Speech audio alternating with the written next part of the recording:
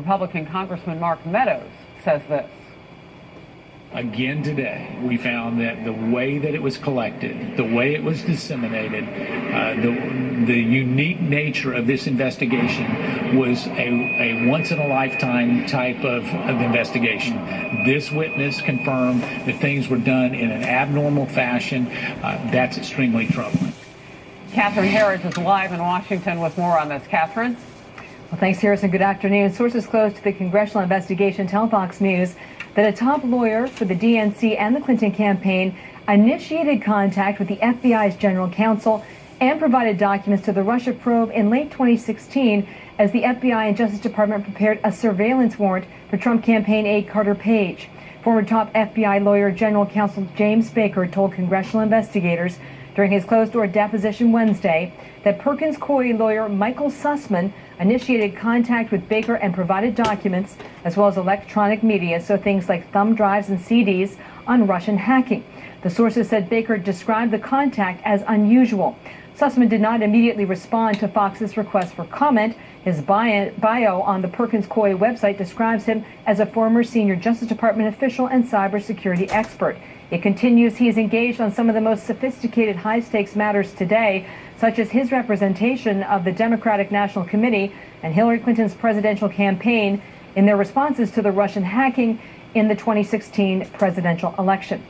After Baker's deposition, two Republican lawmakers said he gave explosive closed-door testimony detailing for congressional investigators how the Russia probe about alleged collusion got special handling. This witness confirmed that things were done in an abnormal fashion. That's extremely troubling. And you believe that that is a reflection of the subject, the Trump campaign? Well, obviously it's a reflection of the subject, but it's also a reflection of inherent bias. There was another source giving information directly to the FBI, which we found the source to be pretty explosive. Today is also the deadline, as you mentioned, for the Justice Department and FBI to provide the memos drafted by former FBI Deputy Director Andrew McCabe. The document allegations that the Deputy Attorney General Rod Rosenstein discussed secretly recording the president and invoking the 25th Amendment to remove President Trump from office.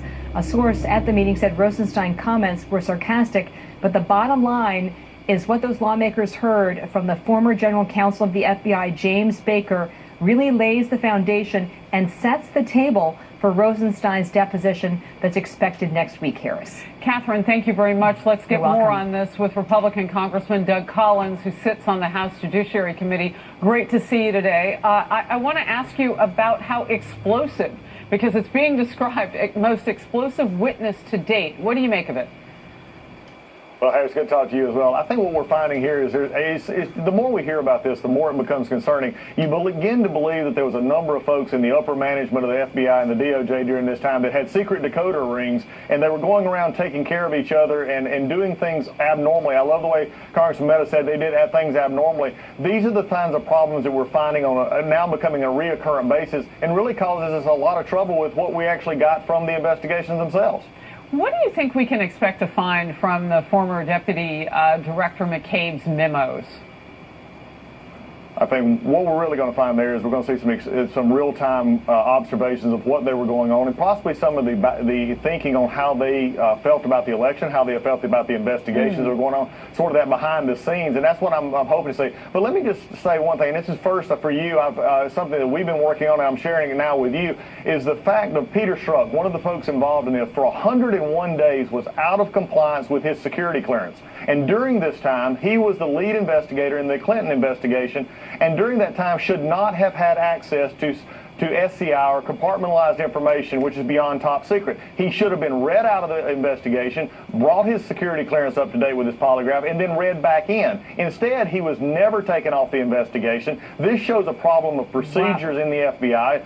This is something we don't know. And then he continued on into the Mueller investigation, in which afterwards he was taken off of it. The two things you need to have this information given to you is, number one, an up-to-date security clearance, and number two, a need to know. Once he left the Mueller investigation, he had no need to know. Again, it looks like a group with a decoder ring saying you're part of the group, you get treated specially. All right, so special treatment rides in its own lane, but what you're saying is really critical here.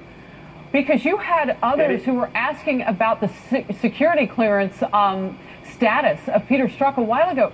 Senator Rand Paul was beating the drum on this very loudly. And are you saying right now that Peter Strzok had access to things that he shouldn't have? Because, and I wrote down what you said, an out-of-date security clearance? How does that even happen? That is correct. I asked Peter Strzok directly about this when he appeared before our committee. It was sort of lost in the moment of the day, but I asked him specifically over and over about this, and it was, and he tried to blow it off as well. My polygraph wasn't up to date. Let's be clear. You either have rules or you don't have rules for security clearances. You're either supposed to have a polygraph that is up to date to have SCI clearance, or you're not. You cannot be treated special simply because you're a high-level executive or a high-level intelligence officer who is, by the way, investigating the Clinton investigation and then brought into the Mueller investigation as well. These are things that we have had documented from the FBI. This was out of compliance. These are things that are just continuing to throw this investigation into an even more concerning, as has been said. There were abnormalities here. This is what we got to find out. But even for everyday Americans who might be looked at in an investigative situation, this is problematic for someone to have had the rules broken for them in terms of a security clearance. Again, others like Senator Rand Paul questioned specifically about his security clearance and given rather generic boilerplate letters back. It will be interesting to see this nugget of information that you brought the show, Congressman, what happens next. Congressman Collins, thank you. Real quickly, your last thought. Thank you, Harris. Yeah, I think the one thing to think about here. Thank you. All right. We'll bring you back. The confirmation vote for Supreme Court nominee Brett Kavanaugh could come down to 5 moderate Republicans and Democrats. We've been talking about it this hour. And 3 of them just spoke out. What they're saying about reading the FBI report, new information coming in, stay close. New reaction to the FBI report on allegations against Judge Kavanaugh. We are now hearing from some of the senators who will likely cast the deciding votes in his confirmation. A short time ago, Alaska Senator Lisa Murkowski announced that she is still undecided and is reading and wanting to read more. Senators Jeff Flake, Susan Collins also offering support for the FBI probe, in particular Collins saying that she thought it was thorough. Bringing in the power panel now, Alex Conant, former communications director for Senator Marco Rubio, Antoine Seawright, Democrat strategist and former senior advisor to Hillary Clinton. Alex, I think you will just give me a little indulgence from here, because we were just listening to Antoine. You're not happy with your Democratic Party right now. Well, it's not that I'm not happy. I know how to count, Harris. And I've said this from the beginning. I think I said this on this show. I fundamentally believe from the beginning that Kavanaugh was going to be confirmed because yes, you did. We made this about the Supreme Court, and I think we lost focus on what really matters to voters. In my opinion, quality of life issues will be the major factor in the midterms, not how a senator votes or not votes on a Supreme Court nominee. As Democrats, we've been sucked into this battle and focusing our attention on how a senator votes instead of staying focused on what matters to the American voters. Yeah, I would imagine, Alex, you had him right up to the sucked into the battle part. Well, I agree with them. I mean, what we've witnessed over the last 2 weeks has been a complete circus. You think Democrats are sucked into the battle? Well, I think it's Some would argue that they helped set up the parameters. Well, absolutely. I mean, they wanted the circus because they saw where this was headed 2 weeks ago. Brett Kavanaugh was going to be confirmed with Democratic support. That's where this was headed 2 weeks ago. We've had this circus now, is no other way to describe it, for 2 weeks. And here we are back to where we started, which is, at the end of the day, most of the senators, the Republican senators, haven't seen anything that disqualifies Kavanaugh. And there's some Democrats that are now considering supporting him again. I expect he'll pass. As you said, I can count, you can count, we can all count. I expect he'll pass, and I expect he'll pass with a couple Democratic voters. But that does not mean that Democrats should have not done what I thought they did very successfully, and that's highlight the issues and highlight the hypocrisy on the Republican side. Remember, Garland did not get a hearing. Remember, there was some information that Democratic senators want about Judge Kavanaugh that were not given to them. Yeah, but now there are all these complaints. I mean, you've got Cory Booker out there floating information that, as a reporter, I can't refute with a good question of, when you say a hint of misconduct with the new FBI probe, What do you mean? Well, you can't tell me because you're in a skiff reading. Well, I won't disregard or minimize. That seems irresponsible. I won't minimize what Senator Booker is saying, because we've seen this tune from the Republicans for a very long time, undermining the FBI from start to finish when it comes to the Russia probe. However, is that what he's doing, or is he pumping himself up for 2020? Yes. Alex? Look, he's running for president in 2020. He's obviously running, as are other Democrats on the committee. I think Jeff Flake is an interesting person to watch on this committee because he does not have a political agenda. He's not running for anything. He's out of politics in a couple of weeks. He is an objective person in this process. He's the reason we had the FBI, a supplemental FBI investigation. Which is what the Democrats wanted from the beginning. And now he's the one saying that having gone through the FBI report so far, he's found nothing disqualifying, which is, again, we said nothing to corroborate Dr. Ford's precisely. Allegations of sexual misconduct, because he was a yes to begin with. Exactly. But he was a yes until he learned the power of the people. He learned that you had people who went through sexual assault who, I believe, exercised their right. So can I just ask you a quick explain question? to him why what it do you means. Why do you have to say everyone else is lying? Witnesses have come through, an ex-boyfriend. I'm sure you heard Congresswoman Bustos saying, "Oh no, Ford's ex-boyfriend must be lying if blah blah blah." I won't even get into the details. Why can't you say that you find her credible and you believe that something happened to her? Why can't both things be true? Why does everybody else have to be lying? We've got to run, but I want to bring you back. Has the Democratic campaign against Judge Kavanaugh backfired now? That's what we're talking a little bit about. Fox News polling is telling us this. The numbers could be giving Democrats heartburn. Power panel stays. At 2:15 p.m. Eastern on the nomination of Judge Brett Kavanaugh. Will we find out when the vote will be? Plus, what is in the supplemental FBI report on Judge Kavanaugh? We'll talk to a senator who just looked at it. And protests heating up in our nation's capital. We'll have a live report from Griff Jenkins, who is in the middle of it all. That will be on the Daily Briefing. New Fox News polls now showing the Kavanaugh fight could be backfiring on Democrats. Data out of Arizona, Indiana, Missouri, North Dakota, and Tennessee, all showing the GOP base fired up with their enthusiasm for the midterms jumping as much as 11 points in one state. Power panel is back. Alex Conant, Antoine Seawright. So, Alex, in Arizona alone, I know I just did a town hall on immigration there, and the points between the two candidates there for Jeff Flake's seat, right, McSally and Sinema, the Democrat was leading. And now, I mean, they are neck and neck inside that line of tie. It's as if Republicans around the country didn't realize we were having midterms and have woken up and tuned in. Who's to say they didn't? And the enthusiasm gap. Voters in general. The Democrats had a real enthusiasm advantage 2 weeks ago. Now, after 2 weeks of the Brett Kavanaugh circus that we were just talking about, now there is no enthusiasm gap. Democrats and Republicans are equally motivated to vote, and that's bad for Democrats. That's not. It is because the map favors Republicans. So, real quickly, Alex, what do you think it is about this particular subject for Republicans in particular to tighten the things up? Well, because I think, frankly, the election stopped being a referendum on Donald Trump, where Democrats were more motivated to go vote him out than Republicans were to vote to defend him, and became a referendum on Brett Kavanaugh and conservatism as a whole. The character attacks on Brett Kavanaugh are being interpreted by Republican voters around the country as a character attacks on them. And Republicans are mad. They're fired up and they can't go vote, and that's reflected in all the data we're seeing in all these states. So is it possible, Antoine, that part of what Alex is saying is correct? Because when you hear the pushback from Democrats, they do some of them tend to say things like, if you don't agree with Christine Ford, if you don't, see it the way that they see it, that they're wrong and evil. So part of what Alex is saying is true. I think Republicans are now motivated, but it's not something that Democrats did not expect. What has happened is Republicans are going home to what they know. That's okay, because this midterm, what I believe was always going to be about Democrat base being high, Republican base being high, but it was going to be a battle of who can gain traction from independents. What I will tell you is that what I always say about polls, there's just a snapshot of the time, and the only poll that matters is the exit polls on Election Day to tell you how people we're inside vote. 35 days now, so the time is now. But I want you to answer my question, if you would. And, it is true in some cases where Democrats are saying, if you don't agree with our side of the line, you're wrong. You're evil.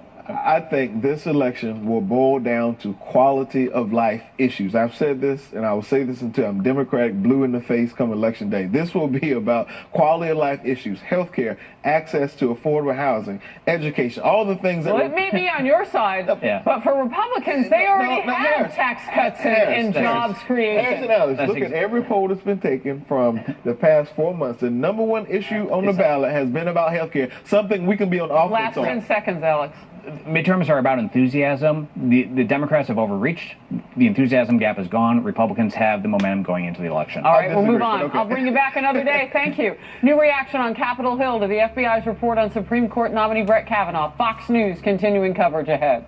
A private room to read the FBI report, the seventh look at Judge Kavanaugh. Our coverage continues on Fox News. Stay glued today.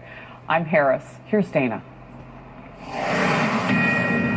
This is a Fox News alert. We are awaiting a news conference with Senate Majority Leader Mitch McConnell and Senator Chuck Grassley on the nomination of Judge Brett Kavanaugh to the Supreme Court. Hello, everyone. I'm Dana Perino, and this is the Daily Briefing.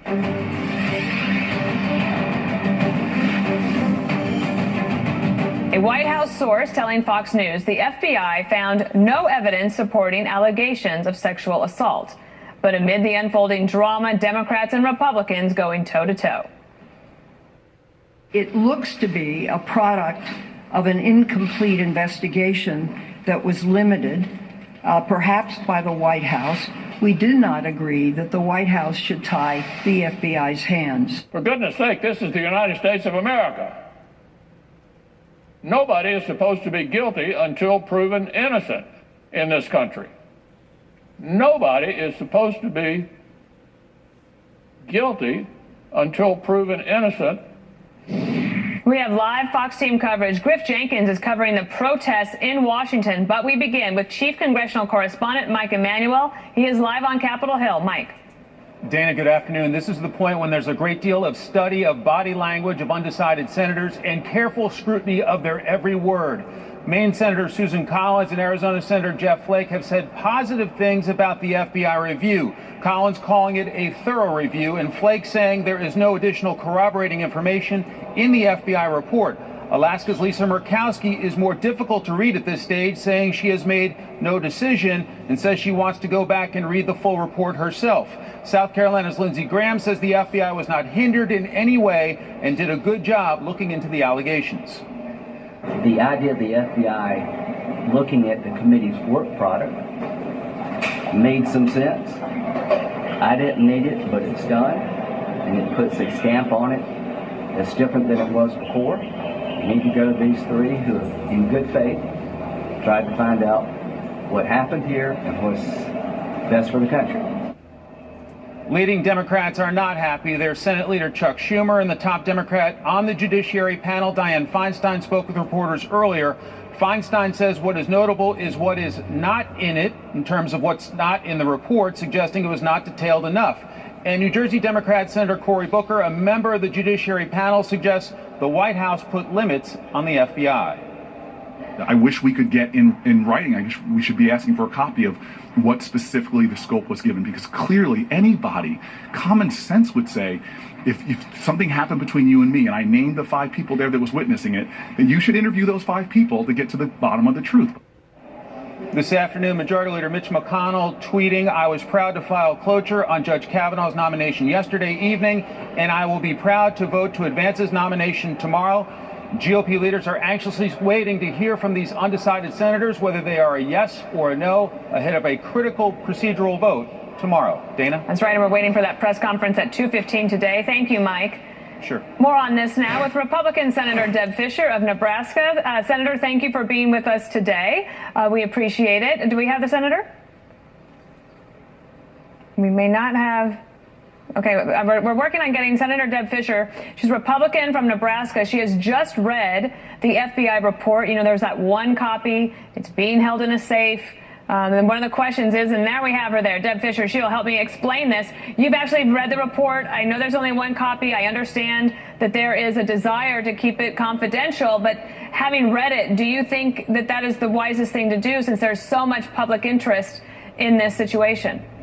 Well, first of all, one copy is the agreement that was made years ago. by President Obama and the chairman of the committee at the time, Senator Leahy, and the ranking member at the time, Jeff Sessions.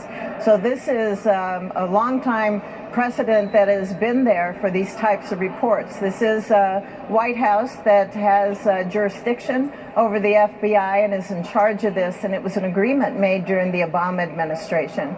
The report we're looking at today, the newest investigation, and remember, this is the 7th, there have now been 150 people who have been spoken to by the FBI about Judge Kavanaugh, and this 7th report is 40-some pages long. It is fairly easy to get through. It details. Did you see anything in there that would lead you to believe that there was some sort of problem of sexual assault by Brett Kavanaugh? No, not at all. There's nothing new in this report. There's no corroboration whatsoever that's being shown by a number of witnesses that were interviewed by the FBI. Are you concerned that the report is incomplete? No, I believe it is complete. It's my understanding in conversations with the briefers who were also in the room to answer questions that the FBI followed up. There weren't limits. They interviewed witnesses and then they followed up. So I assume that you'll be voting yes. I know that Senator McConnell and Senator Grassley are going to be having a press conference at 2:15. Do you think that at this point they feel confident enough to say that they're ready to call the vote? Well, I think we need to vote. You know, I am voting yes. What we're seeing are delay tactics. What we're seeing is, I think the Democrats and some of their folks, like the ACLU, they're spending millions of dollars on a campaign against Judge Kavanaugh in states like Nebraska. You know, they have an ad running focused on me that I am supposedly a swing vote, that I haven't made up my mind. No, I have made up my mind. That means that you got a lot of phone calls if they're going to run an ad like that back in your state. Speaking of Nebraska, I did want to ask you about this. Your fellow senator from Nebraska, Senator Ben Sasse, was on the Senate floor earlier today making a statement that I guess you could say raised some eyebrows. Let's take a listen to that. Although I've said many complimentary things about Judge Brett Kavanaugh and his distinguished record of 12 years of service on the D.C. Circuit Court, I will say that I urged the president back in June and early July to make a different choice before he announced this nomination.